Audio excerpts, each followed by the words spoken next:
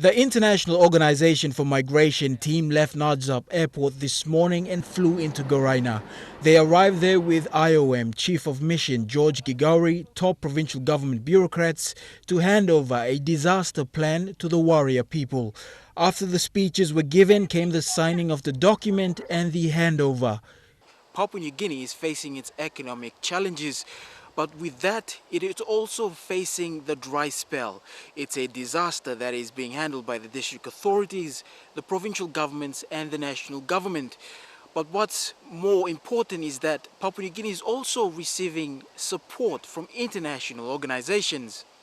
The International Organization for Migration is reviving traditional systems of dealing with disasters by honing it with modern ways. The IOM Chief of Mission says it saves costs on the government and it's effective. And we should use technology whenever we can. That's the point of technology, to help the people.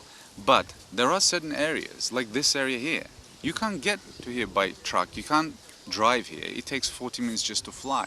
So if a disaster strikes, the first responders will be the people here.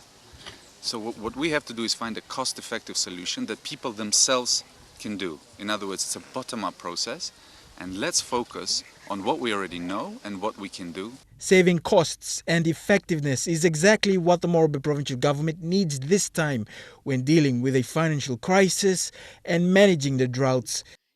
Deputy Provincial Administrator for Social Services Sheila Haro says the province is surviving on internal revenue that's also facing a shortfall. In terms of the national money coming down, no, we have no control over it. And, it's now middle of the year. We haven't received, 50% or even any of that under our budget 2016 as yet. But we have enough internal revenue to keep us, keep the services going.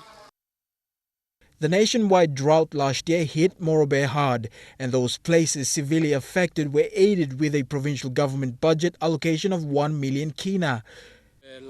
We were able to manage that fund in a more efficient way, which we can see that the only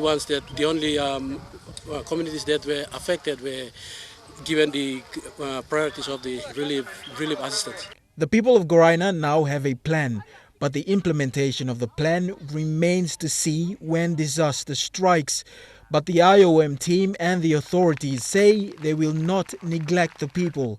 Bethany Harriman, National EMTV News, Lae.